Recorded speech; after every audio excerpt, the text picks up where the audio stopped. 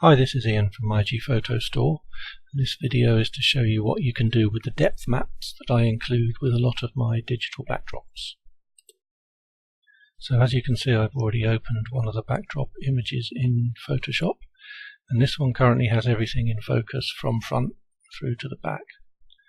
So what I'm going to do with the depth map is create a shallow depth of field effect, and I'm also going to add some atmosphere or depth haze in the background as well. I've already opened the depth map image itself as well, so let's have a look at that. And this is a grayscale image of the scene where things that are closer to the camera are darker and things that are further away from the camera are lighter. So right in the very distance there it's almost white, and then the wall here, which is closest to the camera, is almost black. I'm going to use this to control the depth of field with the lens blur filter. So the first thing I need to do is copy this over into the main image as a new channel. So I'm going to use Control A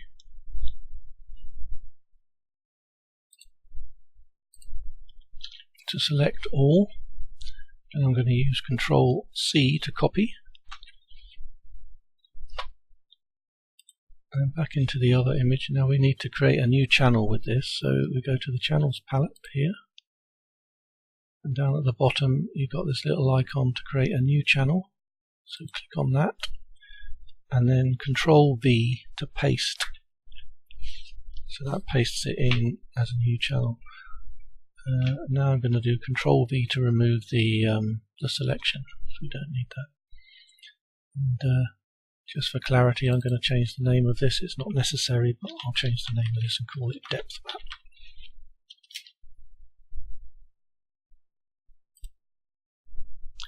So now we click on the RGB channel to get back to the main image, and we'll go back to the Layers palette.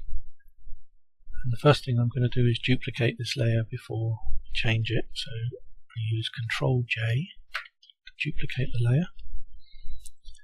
Now I'm going to use the lens blur filter. So I'm going to Filter, Blur, Lens Blur. Now this is it's already got some parameters entered, so you can see that it's already blurred the background out a bit here.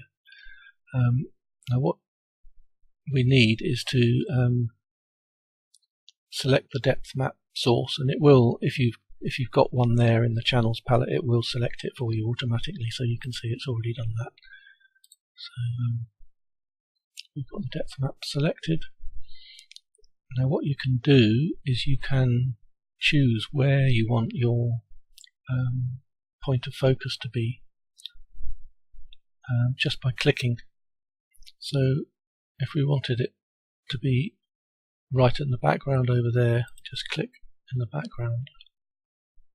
And you can see that the background is now all sharp and everything in the foreground has gone blurred.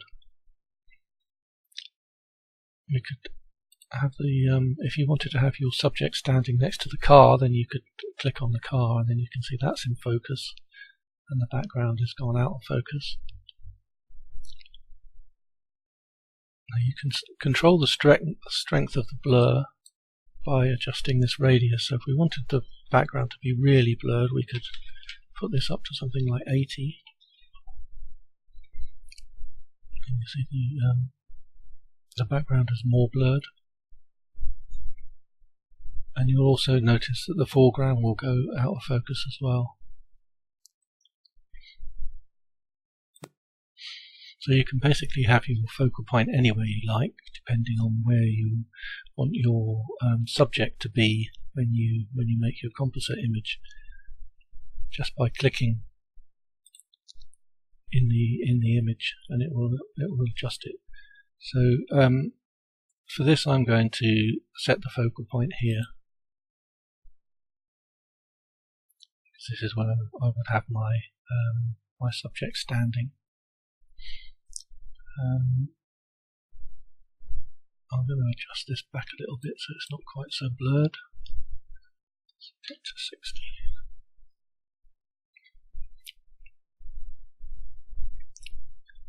you've got this these options up here. I've got it set to faster at the moment. If you want more accurate render of the blur, then you can just tick in here. It does take a little bit longer.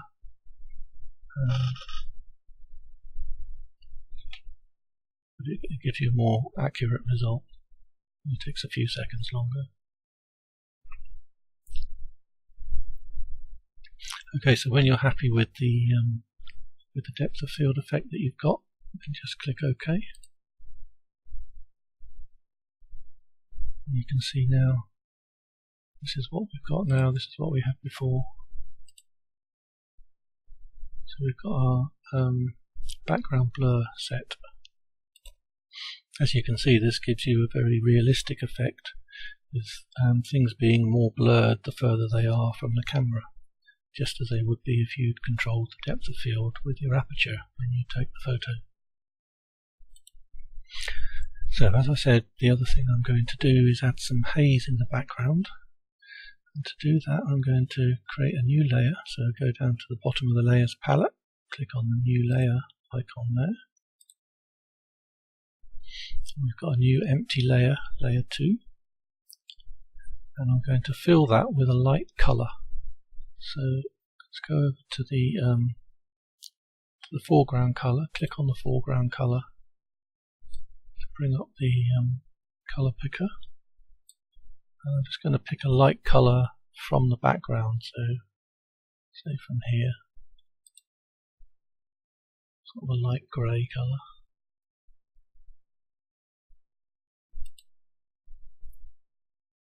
Now on this blank layer, I'm going to use the Alt and Backspace keys to fill that with the foreground colour which we just chose. And I'm going to reduce the opacity down so that we can see the background through. Let's set it somewhere around about 25 at the moment. Now the way we're going to use the depth map here is to put it into a layer mask. So go down to the bottom of the layers palette, you've got the layer mask icon there, just click on that, and that creates a white layer mask, so everything's visible through it at the moment. What we're going to do is we're going to paste the depth map into that. So in order to do that, we hold the Alt key down and click on the layer mask. So now we're working on the layer mask. And we can use, because we've still got the depth map copied from before, we can use Ctrl V to paste it in.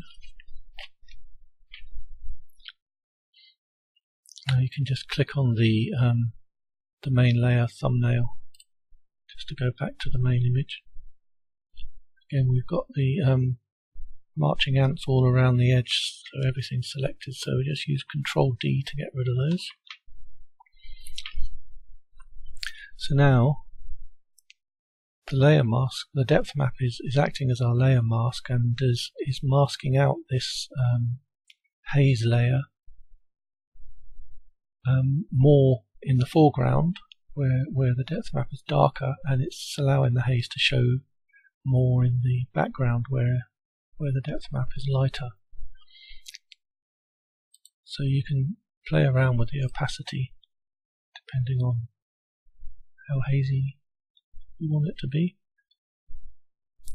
I think where I had it at 25 was quite nice, so I'll leave it there.